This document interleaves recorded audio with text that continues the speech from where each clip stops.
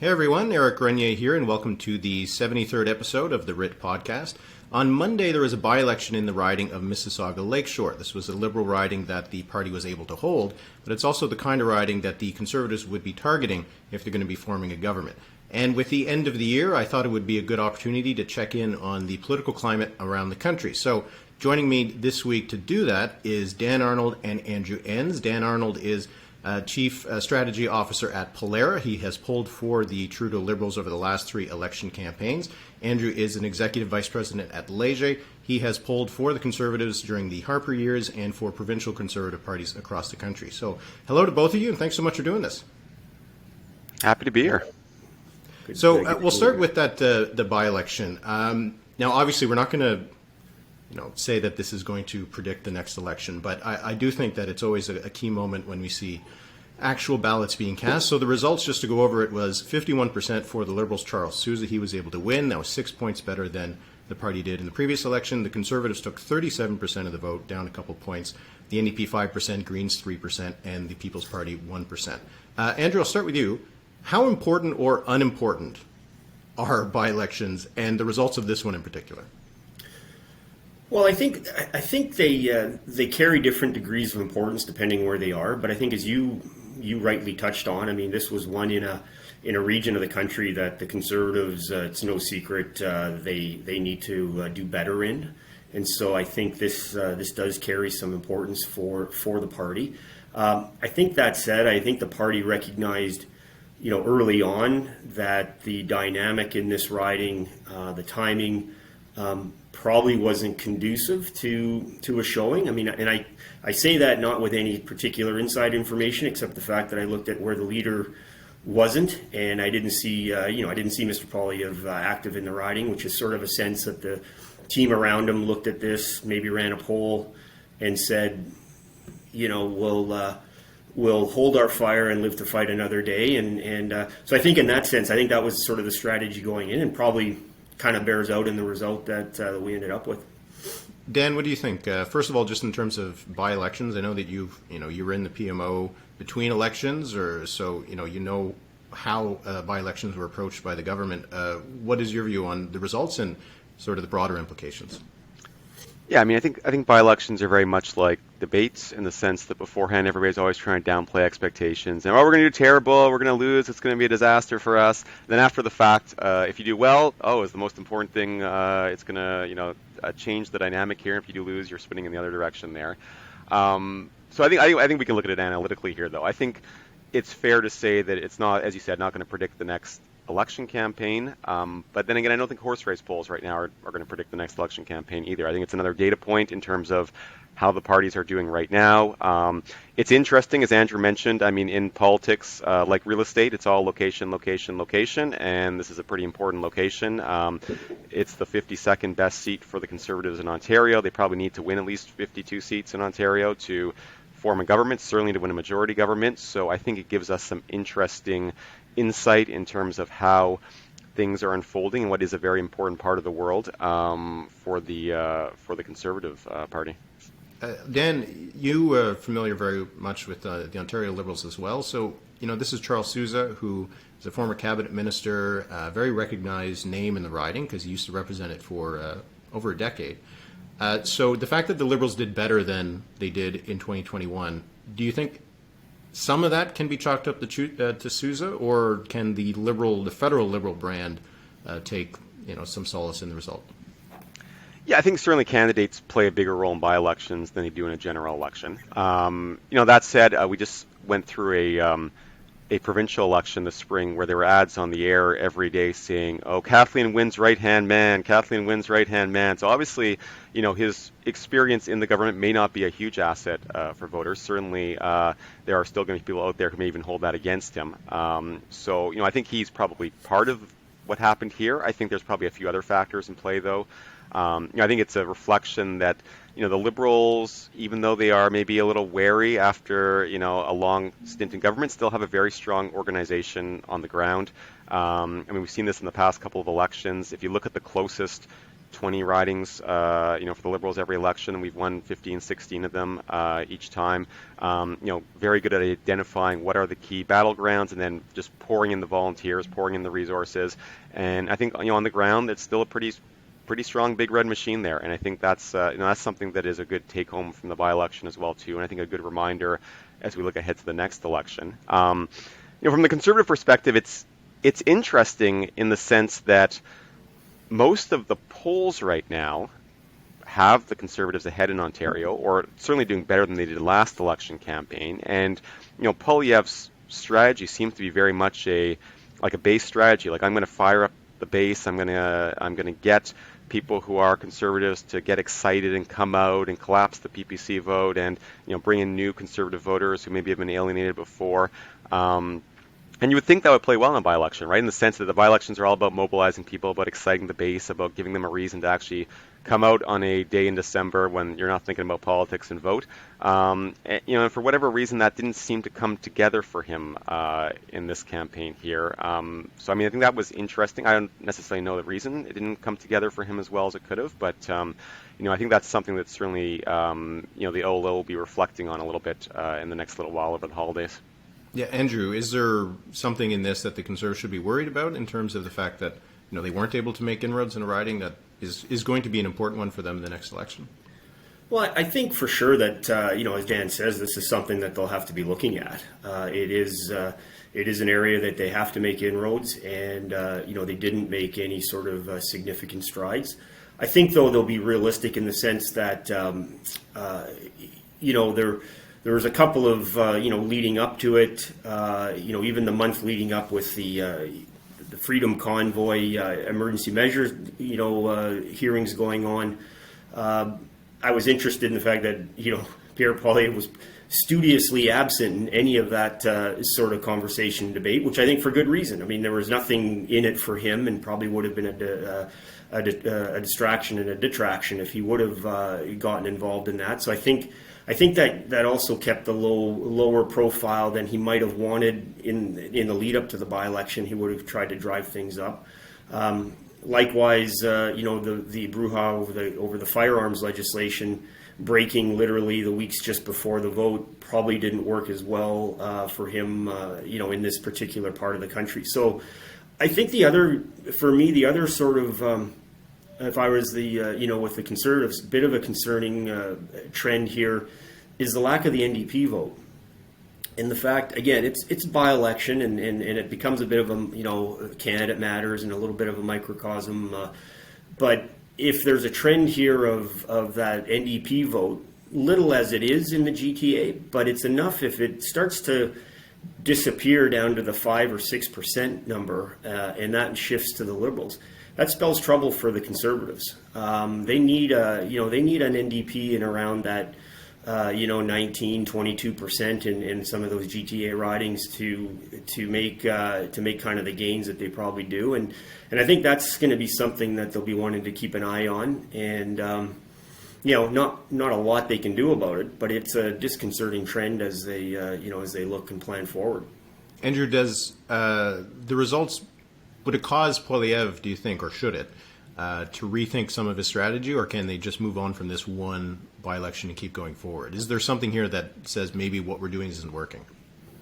Well, I think if anything, it's a reflection on the work that they still have to do. I think if anybody was considering that hey, our social media followers are still joining, and look at us, we're consistently ahead in the national horse race polls.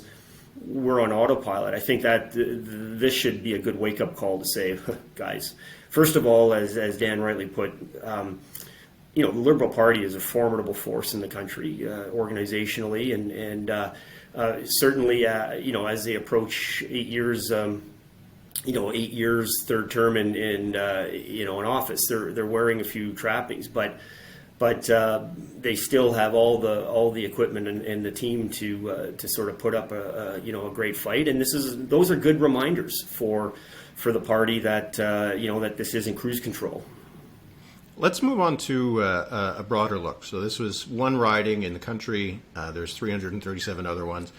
We don't know if there's going to be an election in the next couple of years. Jagmeet Singh was making some noise this past week about potentially ending their agreement. There's going to be a budget vote in the spring. That could be a flashpoint. So we could be in an election in 2023.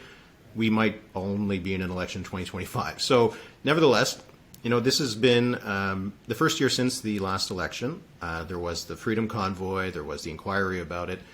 It's been a pretty busy political year, and we're looking ahead to 2023. So, Dan, we'll start with the Liberals and where they are at this stage. So they're now entering their 8th year in government. That natural cycle is starting to catch up to them in terms of fatigue with voters, with the government in power. What's your assessment of where the Liberals are right now in that context of a difficult economy and the wear and tear of more than 7 years in office?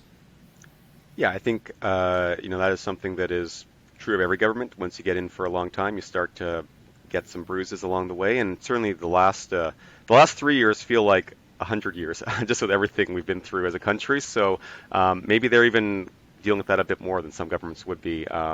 When you consider just how out there the Prime Minister was during COVID, and how visible he was, and everything that's gone on in the last couple of years there. So I think that's certainly a challenge, and I think if we're going to be honest, this year it's a tough environment for them in the sense that the number one issue for most of the year has been inflation, cost of living.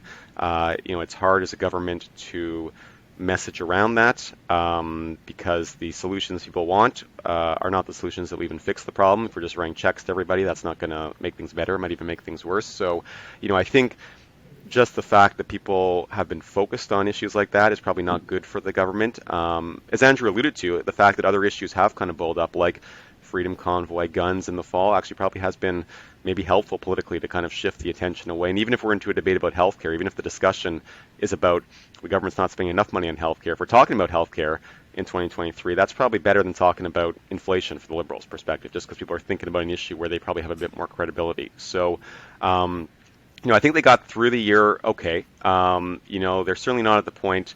We're actually at work doing a Pollara. We're releasing some polling in the near future that kind of reflects on how Canada looked in 1992 compared to how it looks today.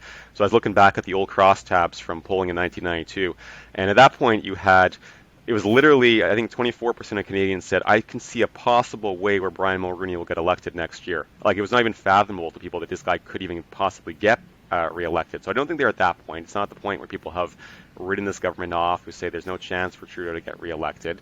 But I think it's a rough patch. And I think, the best thing for the Liberals is to keep this deal with the NDP together. Do what Jagmeet Singh wants around dental care, those other issues, and try to weather through this tough economic inflationary period. And then you come out the other side, and then hopefully that gives you a bit of momentum heading into a 2024, 2025 election campaign. Andrew, what's your sense of where the Liberals are today? Like I said, they're 7-8 years. When you were looking at the Conservatives when they're in their 7th, 8th year in 2013, 2014, how do you feel like the Liberals are situating themselves right now? Well, Dan hit a lot of really, really important points there. I think it is a tough patch for government, for any government. Inflation is it's probably the worst thing you could be confronted with as a government, because even when you look at what the solution is, raising interest rates, well, that I'm afraid is what we're going to feel in 2023 for a lot of people as they start to renew their mortgages and shift off some variable rates. Like, it's going to be, it's still going to be sort of a lot of stressed household budget situations, and what I see in some of the provincial work that I'm doing across the country, I mean, people are generally dissatisfied with the state of affairs right now. And you ask the old right direction, wrong track. That number is 55 to 60% wrong track, and it's not a favorable environment as any government going to sort of present solutions. They're in an owly, kind of crusty mood. And so, I think Dan is right when you look for the Liberal government to find, some practical, pragmatic areas where they can make some progress. I think that a bit of the challenge for the Trudeau government is that, they've liked to be fairly activist in a lot of areas. You think of Indigenous and the environment. I think those are going to be challenging areas now in this particular, environment we're in, and I think they're going to have to sort of recalibrate a little bit. The Prime Minister potentially recalibrate a little bit with respect to focusing on more of these issues closer to, the big policy areas like healthcare and the economy. Immigration is going to be important. Labor shortages are really, really big for a lot of small businesses. So it's a recalibration, effort. I think they've done, quite frankly, reasonably well getting through the, through 2022. In part because I think, when you look at some provinces and how their governments are sort of managing through this particular situation, yeah, they're not the worst out there sometimes, right? In terms of how they're responding and where anger is. So I think it's, but 2023 I don't think is necessarily going to be a lot better either for the government. I think some of these challenges are going to continue, and so we'll have to see how things continue. Andrew, I'll stick with you. We'll move to the Conservatives. So they have a new leader, obviously, in Pierre Poilievre. He came with a lot of energy, a big leadership victory. But the polls are more or less showing the Conservatives at the same level of support that they had in 2021. Léger, the firm you work at, just came out with a poll that had more or less the same as 2021, not a big change. We've seen some surveys have a bigger Conservative lead, some with a smaller one. But, we generally seem to be in the Conservative maybe +2, +3 kind of environment right now. So should they be doing better, or what do you think, how things are going for the Conservatives with the new leader in place? I think it's, and Dan, and I'd be interested, kind of your thoughts on this as well, because I'm of the same view. Like, I'm not really sure the horse race numbers are really giving us a whole lot of insights of what the next election is going to shape up and look like or end up. I think people are somewhat, kind of locked into sort of choices. I don't believe they're really putting a whole lot of thought into necessarily federal politics. If they're not really pressed to make a decision about, what government they want to have in front of them, like in an election situation. So I think I wouldn't be surprised to see this sort of pattern hold for quite some time. I think that shouldn't necessarily be a big concern to the OLO and Poilievre's team. I think what they need to be focused on is, the ground game activity. He does, I believe, have some significant advantages over his two predecessors, Scheer and O'Toole, in the sense that, he's got quite frankly, a much more united Conservative Party, behind him. There's certainly not the same sort of level of narrative around, the disunited sort of party that O'Toole had to deal with, and even Scheer. I think the issue matrix does align well for him and his brand of politics. I mean, he's a good orator. He can rev up the crowd, and there's lots of talking points that make it good for him to get into some media stuff. And I think it's really, for them, it's head down. I know, I've done some work with some of his team in the past, and I know their sort of modus operandi is they respect the Liberal organizational team, and they remember what the organizational team was like under Harper back in the 09, 010, 011 days, and I think that's what they'll be focused on working on. And I think they've got it's the environment that allows them to do it, because they're not going to be on the defensive, I don't think, as much with respect to, their party unity or even potentially. There's positions that they'll probably run into occasionally on. Firearms might be one that'll come up sooner than later in terms of how they have to deal with that. But I think those are less distractions, and they'll be able to focus more on building, building out that base that they desperately have to do. No question. Dan, what's your take on where the Conservatives are right now? Yeah, I mean, I agree with Andrew. I wouldn't put a lot of stress, time, energy into worrying about the horse race polls, even though we're all in the business of doing horse race polls.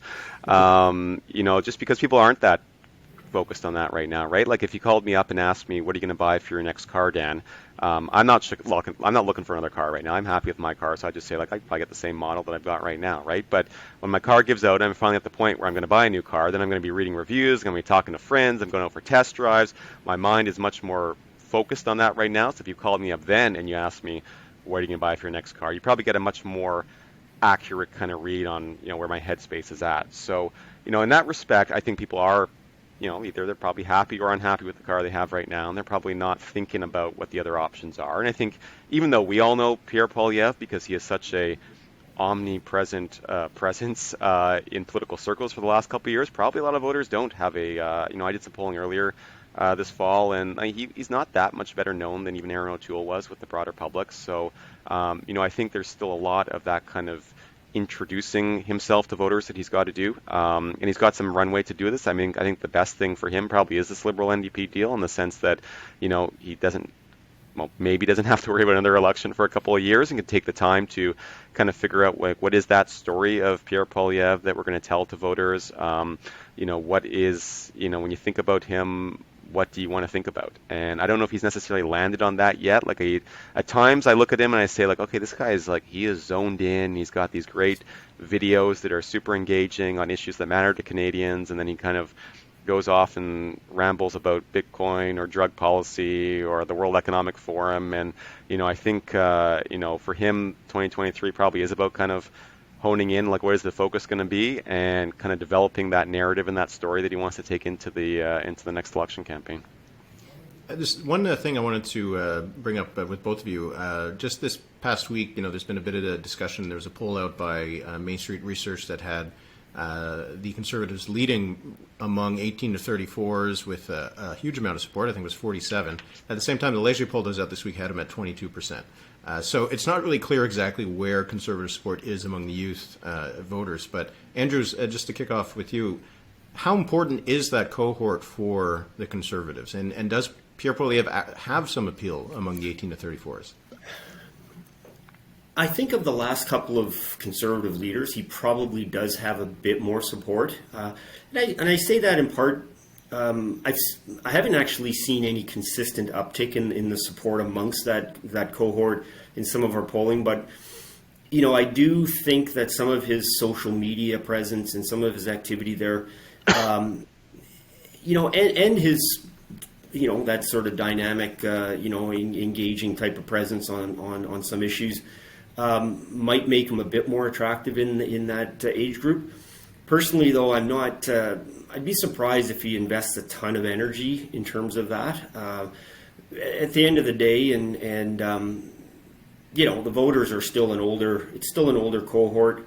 I'm not sure. I'm not sure whether the elections next year in 2023, 24, 25. Whether or not there's just going to be this really engaging issue in an election that's going to drag in a big swath of that new voter. We saw it in 2015, and it was largely around legalization of marijuana, and that connected with that. And we saw a large uptick of 18 to 34-year-olds participate. But ever since, we've seen it drop off pretty precipitously, and so I think for the the Poilievre group, they'll be focused on who's going to show up and vote, and that's probably still going to be that 35 to 54-year-old female voter. You can rest assured that's in the crosshairs of the Pierre Poilievre team in terms of wanting to somehow figure a way to connect well with them. Dan, what do you think about Poilievre's appeal among the youth vote, and whether it is worth going after? Yeah, I think it's an interesting question. I mean, whether he is, I assume he's somewhere between 22% and 47% with that demo. There's been quite a range this week in the polls on that question. And again, I think like young people are probably even less tuned in to what's going on, probably know less about him than seniors who are watching the news and that. So I suspect that's probably part of the reason for the volatility in the polls right now there with that demographic. I do think there is potential for him, probably less so with younger women, especially younger urban women. I don't see necessarily like he's just by personality and issue set and the party. I think that would be a tougher audience for him to build support with. But I do think with younger men there is some potential there, and I think he's taken it seems like it's a group that he's at least spending some time on. I mean, the whole Bitcoin play during the leadership was clearly towards younger men, because that's the only group that actually are interested in that as an option. I think the focus on housing, is certainly geared towards younger voters as an issue. Even some of his reforms that he proposed about kind of rolling back the CPP increases for to cut payroll taxes. I mean, that's something that scares anybody over 50, but if you're young, you're not really worried about your retirement, and a little less money in your paycheck maybe is appealing. So I think he's taken some steps to certainly court at least younger men as a demographic. And I think that's an area of growth potential for him. Certainly, I think there's some potential that they could see some steps forward there. And I think younger men has not been a strong demographic for the Trudeau Liberals the last 4 or 5 years since 2015. So I think there's an opening there for sure for them. On the flip side, I do think from what I've seen, older voters and seniors tend to get more leery of politicians that are a bit more populist, blow up the system in nature, even the kind of like Canada's broken message, like that appeals less to older voters there. So, that's maybe the trade-off he has to think about on a few of these issue sets as well too. Yeah. Like kind of, are you courting for the young, Bitcoin fanatics, or are you going to try to do something a bit more, stable that seniors latch on to there? So, I think that's again something they're probably trying to figure out in the next year. But it would not surprise me if his support goes up among younger men, but maybe some of the older women are a bit more leery about him than they were of even O'Toole, potentially. A lot of what happens in terms of the next election depends on the NDP. So let's talk a little bit about them. Andrew, if you're looking at the NDP's numbers and the influence that they currently have in Parliament, do they have any incentive to actually force an election in 2023? Yeah, I've thought about this a little bit since, Jagmeet Singh, kind of saber rattling a little bit about the healthcare dollars now. I really can't see a lot of incentive to go to the polls and, break the deal and force an election next year. That said, I think also, and I talked about it earlier, I mean, if Jagmeet Singh's looking at that by-election result, I mean, he's wondering, what am I playing this alliance, this agreement with the Liberal Party, right? Or is this basically a repeat of history where we've seen in the past, where when the NDP have supported the Liberals in the past in minority situations, they end up basically having a worse electoral result and feeding a Liberal majority. So I think they're in a bit of a tough spot. I would probably look at things and go, at this stage of the game, if anybody was advising Jagmeet Singh, I'd be saying, they'd probably be saying, I don't think we'd win more seats in the next election, so I'm not so sure why we'd force one. So I think they probably will use their leverage. And I also think that the Liberals, quite frankly, aren't going to be looking for an election. I think they'll also take, they'll look for whatever, bridge that they, or opportunity to keep it alive. And I don't think it's necessarily going to be against their principles when it comes to what the NDP is, asking for. So I think between the two, I think it continues on. And I think the real challenge for Jagmeet Singh is, how do we somehow position ourselves where we're getting something out of it? It is a difficult balancing act, and it is from both sides, as you said, right? Because the Liberals don't want to have an election either, and the NDP doesn't want to have an election, but they both want to get the best out of the deal that they can. So, how do they do that going forward? Dan, for the NDP, for the Liberals looking at the NDP, how does that all play out, do you think? Yeah, and I guess one of the lesser-known clauses of the Liberal NDP supply arrangement is that I have to be the NDP representative on these panels like this here. So I'll try to pump their tires a little bit here and put on my orange cap for this one. So I would say I agree with Andrew. Like I don't see a lot of incentive actually for any of the parties to force an election in 2023. I mean, I think, as I mentioned, it's a tough environment for the Liberals when the economy is like this. The NDP right now actually have some power, and after the next election campaign, that might not be the case. Like, who knows what the situation comes out as on the other side, and if they don't make progress, that might be the end of Jagmeet Singh's leadership as well too. So I don't think he's personally incentivized to force a campaign. They, I think, still have probably would like to spend a bit more time on organization and fundraising and issues like that as well too. I'm not sure they've paid down their debt from the last campaign yet. And then on a conservative perspective, maybe the environment's not bad for them right now, but there's still a lot of kind of like getting the team together and finding candidates and figuring out what the narrative is, and all that comes with a new leader. It's tough to kind of go through a leadership and have to pivot right away into a general election. And having that time, I know from my experience, like when I was working for the Liberal Party in the year and a half leading up to 2015, like having that runway to just sort of like figure things out and map out the campaign and what the story is going to be, and testing visuals and ads and like it's very helpful to have that runway. So I don't think anybody's really itching for a campaign next year. Doesn't mean that accidents can't happen, as minority governments, things can change, and certainly dynamics can change that could change that. But I think from the NDP perspective, they seem to have picked the lane where they want to show that they're getting results for people. So I'm a mixed views if that's going to pay off for them around the next campaign. But if that's their lane, I think they should just make sure that they find a way to get credit for things that happen. Posture and bluff as much as they reasonably can to make sure the Liberals follow through on the things that they want the Liberals to follow through on, and try to make sure that Jagmeet is getting the credit for delivering on those things, and at least that gives them some bullet points for the story that I think they want to tell in the next election campaign. There's also, for Jagmeet Singh, I'm not sure if it's a consideration or not, but there are going to be provincial elections in Alberta in the spring, in Manitoba in the fall, and maybe he doesn't want to get in the way of those because those are chances for the NDP to take government. Which brings me to my next topic here. There was a by-election in Kirkfield Park in the Winnipeg area, provincial by-election. Now, the PCs were able to win this seat. They had won it by about 25 points or so back in 2019. They took 37% of the vote, so their vote went down by about 13 points. The NDP was a close second with 35%. They were up 9 points. And the Liberals took 27% of the vote. They were up 11 points. Now, Andrew, I know this is your bailiwick in Winnipeg. Yeah. What's your take on these results? Because that was pretty close, but it was also a three-way race.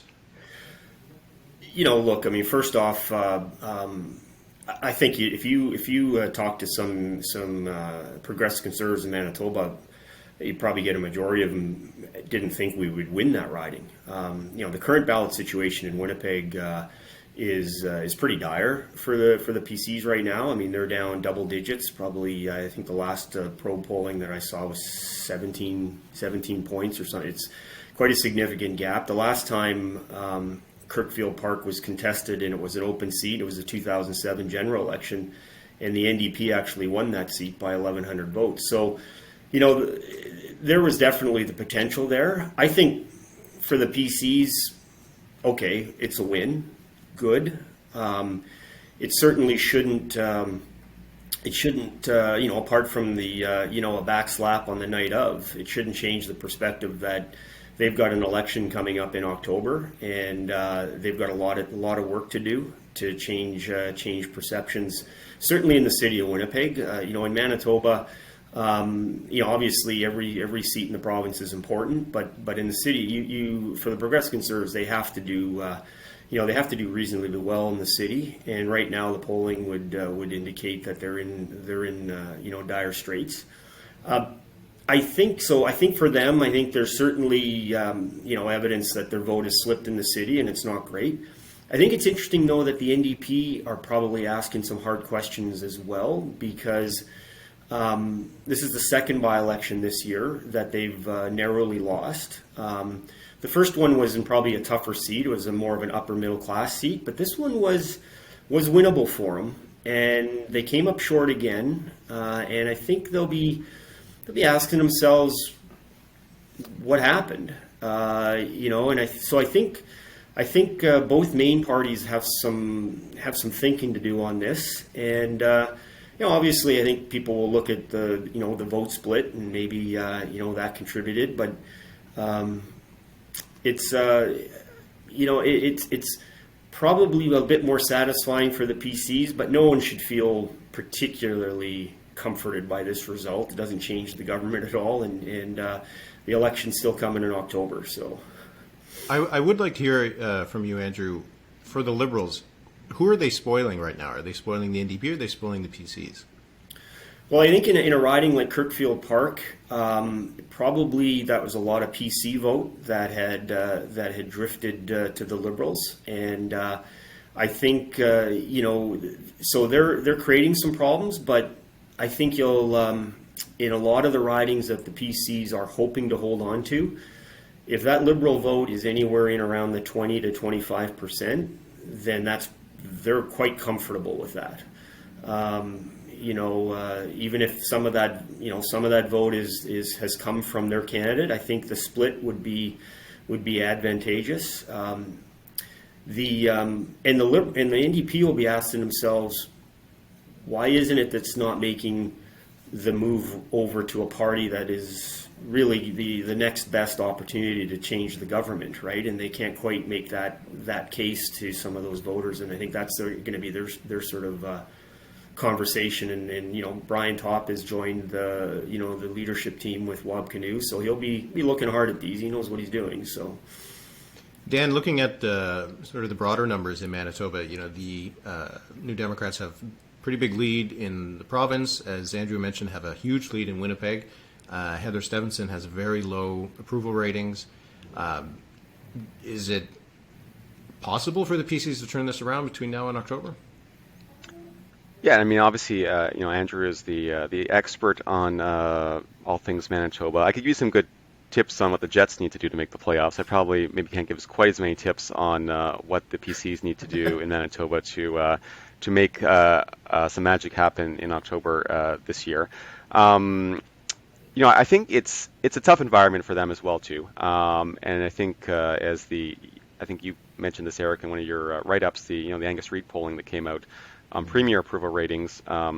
Stephenson was one of the few premiers who really didn't get a bump after she became premier as a new premier. So she started in a tough position. Obviously, a lot of baggage from the previous government, and then a messy leadership, and a lot of issues she's dealing with right now. So she hasn't really gotten into her groove yet. Doesn't mean she can't. Obviously, before the next election campaign. But I do think it's a tough environment there. We were actually just doing some polling in. Across Western Canada for a study we do on Western Canadian identity, and the mood in Winnipeg right now is really, really rough. Like, this is, of all those cities in Western Canada, you've got much more negative outlook there than anywhere else in terms of people who say the city has changed for the worse in recent years. A lot of concern about crime. People aren't happy with the healthcare system, with the roads, with infrastructure. So I think there's a lot of unrest there that gets taken out on the government, and that's something that the premier is going to have to contend with. I'm curious to see, looking ahead to this year, knowing that she's got an election coming up to deal with. Like, is she going to take a bit more of the Mo Smith anti-Trudeau posture approach, or is she going to try to cut some deals with the federal government to get some money for healthcare or for roads or things like that to actually show some results for people who want to see these things that would improve their quality of life. So I think that's something that I'll definitely be paying attention to, next year, kind of what her posturing is in the lead up to that in that election this fall. Well, just on that point, she's chairing the Premier's Council these days, so gives her a bit of a platform. But you're absolutely right, Dan. I mean, Premier Mo's got a little bit more financial wherewithal than Manitoba does these days to sort of be a bit more aggressive in terms of its stance on things, and you've identified a pretty important decision for the Manitoba government on some of these issues. So that will be one of the elections taking place next year. There's also one in Alberta, Prince Edward Island, who knows where else. British Columbia, for example, has a new premier. We'll just finish on this. Do either of you, and you can volunteer if you'd like, want to make any predictions for 2023?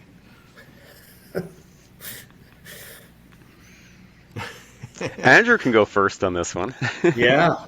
Well, I think I think the election, maybe the election to watch in 2023 is going to be the situation in Alberta. I think it's going to be a fascinating one to sort of watch. I mean, Danielle Smith is she just doesn't seem to have any shortage of ways to entertain in terms of news attention, and but it's. As and your polling probably picked it up in Western Canada. I mean, there's lots of turbulence in those in public opinion right now, and it doesn't show in that federal ballot, but I think there's a lot of intense feelings amongst voters, and it's tricky always to predict where that's going to sort of manifest and swirl, and at the end of an election, what comes to be. So I really think there's going to be some, particularly that Alberta one, I really do think is going to be a fascinating one to watch and poll in a bit. Dan, any predictions for the coming year? Yeah, I mean, I think predictions are tough. I mean, again, if you kind of went back a year in the past, Aaron O'Toole was the Conservative Party leader, and we certainly didn't think of freedom convoys and war in Ukraine and other issues like that coming. So I think there's obviously a lot of things that will catch us off guard in 2023. I do think the one known that we have going into the year, as Andrew said, I think the Alberta election will be super fascinating to look. I mean, you've got two very impressive female politicians who have both been premier before, who are very different from each other in terms of their approach. But it's really a two-person race there, right? So, and we know kind of where the battle's going to take place, which is in the Calgary suburbs. So, I think that will be a really interesting campaign to watch, and one that obviously carries a lot of federal implications, given what Smith has been putting out around the Sovereignty Act.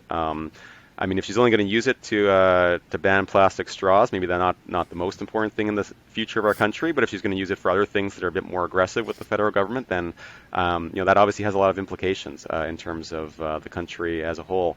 So I think that's going to be a very interesting race to watch, and I think one that is tough to predict at this point in the game, because again, it's two very strong leaders going in and polling that's relatively close at this stage in the game. So I think that is certainly one to watch.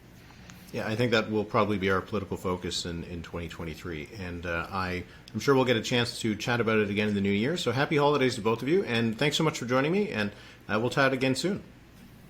Terrific. Well, I'm my first one. Very very pleased to join you guys, and to both of you, a very Merry Christmas. Yeah, you too. Merry Christmas, everyone.